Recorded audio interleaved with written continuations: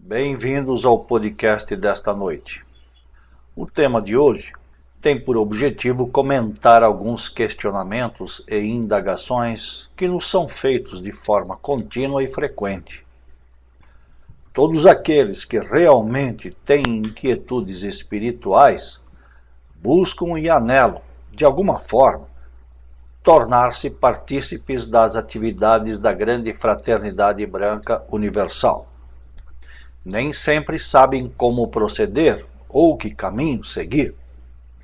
Este tema é de tal relevância e importância que no Oriente existem vários volumes escritos em sânscrito e tibetano tratando do assunto.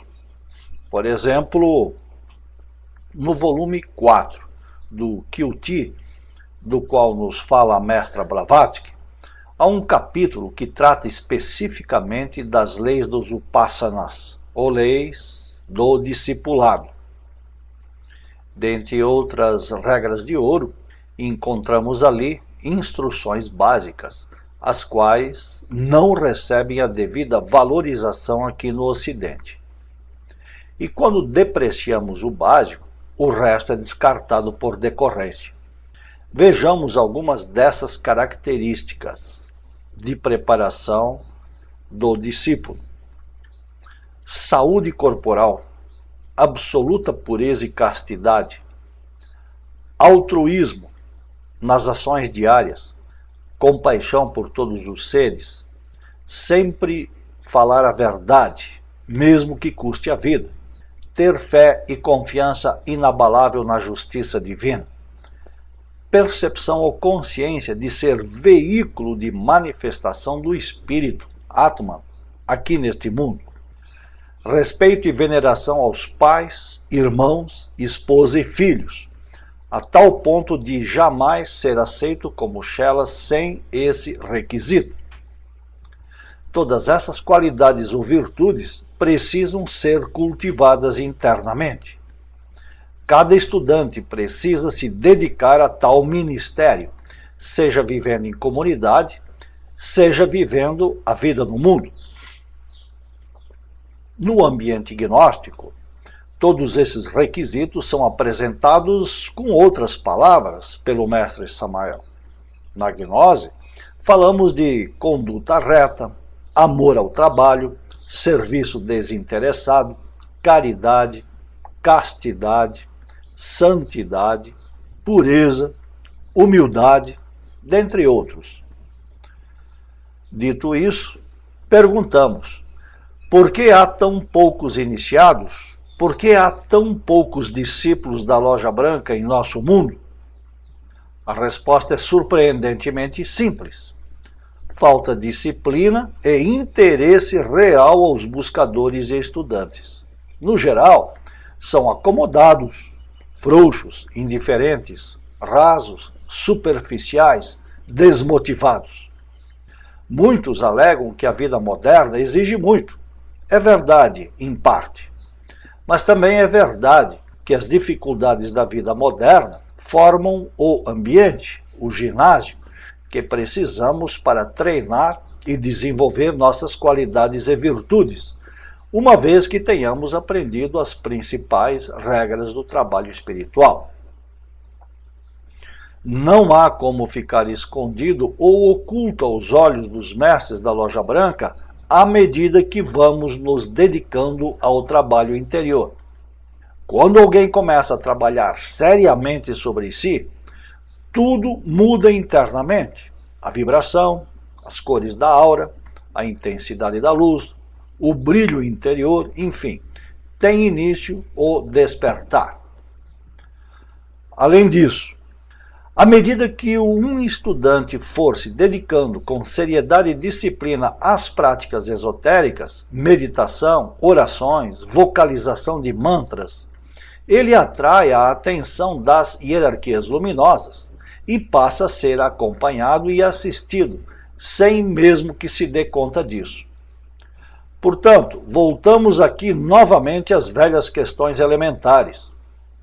Que exercícios espirituais devo praticar? Como viver a conduta reta? Como superar as dificuldades que aparecerem? Por onde devo começar? Estas e outras perguntas já respondemos nas 39 reuniões anteriores que se encontram disponíveis aqui neste canal. Mesmo assim, poucos se dão ao trabalho de ouvir, anotar, estudar e praticar. Percebemos que essa indiferença e falta de vontade de se aplicar ao trabalho espiritual também estão presentes em outros meios e ambientes da sociedade humana. No ambiente profissional não é muito diferente. A grande maioria dos empregados de uma empresa ou de uma repartição pública são desmotivados, desinteressados. Só trabalham por obrigação e necessidade absoluta, pois do contrário morreriam de fome. Concluímos então que o problema não é com a via espiritual em si ou com a disciplina esperada de parte do estudantado em geral. O problema está dentro de cada um. O problema é que a grande maioria das pessoas, da humanidade, é composta de mortos-vivos, como alude o Evangelho do Cristo. Para se tornar discípulo da Loja Branca é preciso se dar conta disso e depois lutar e trabalhar diariamente para sair da condição de morto-vivo. As verdadeiras escolas esotéricas ensinam a doutrina da ressurreição dos mortos. O problema, ao que tudo indica, é que as pessoas preferem viver anestesiadas em estado de permanente sonambulismo. Em lugar de sacrifícios, renúncias, padecimentos voluntários, trabalho espiritual, a larga maioria prefere o caminho dos vícios, dos prazeres e das ocupações que não geram riqueza no mundo do espírito. Quebrar esse paradigma é tão só o primeiro passo. Criar, aplicar e desenvolver um novo modus vivendi, voltados aos mistérios da divindade interior, é o segundo e definitivo passo. Quem apenas se ocupa e se dedica às tarefas e deveres do mundo está condenado. Sim, está condenado. Não porque algum tribunal kármico ou um Deus tirano assim tenha decidido. Não. Simplesmente está condenado porque o próprio indivíduo se condena ao niilismo por escolha pessoal de nada fazer em favor da realização de sua alma. Algumas religiões ensinam que nossos pecados foram e estão perdoados porque o próprio Deus enviou o seu Filho unigênito como bode expiatório. E assim, agora, todos podem transgredir todas as leis da vida impunemente. Só que não é assim. Ninguém salva ninguém. Cada um precisa construir ou realizar a sua salvação. Do contrário, está condenado à extinção no inferno pela segunda morte. Enfim, e em realidade, muito é esperado de cada um de nós. Nós mesmos temos que realizar o caminho da salvação. Isso implica em todos nós obrigatoriamente nos tornarmos, sem exceção alguma, em fiéis e devotados discípulos ou aprendizes dessa grande escola universal, que foi e está organizada pela Venerável Loja Branca, a qual congrega em si estudantes, iniciados, adeptos, mestres, budas, imortais, ressurrectos e cristos. Ninguém nasce grande, ninguém nasce perfeito.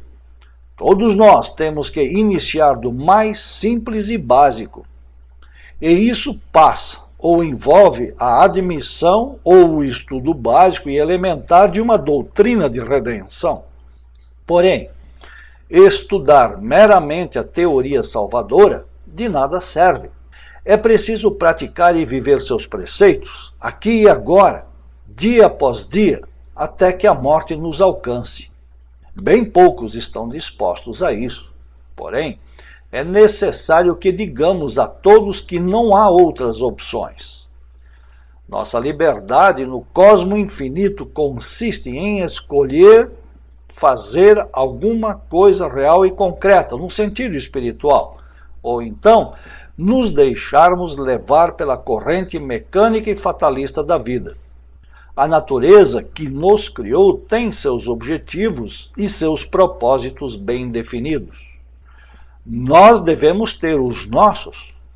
Devemos buscar a independização das leis da vida para que possamos fazer nosso próprio caminho e assim nos libertarmos do destino fatal. Até aqui nossas palavras desta noite. Voltaremos em 3 minutos para comentar as questões e responder as perguntas que nos forem apresentadas. Muito obrigado. Paz inverencial.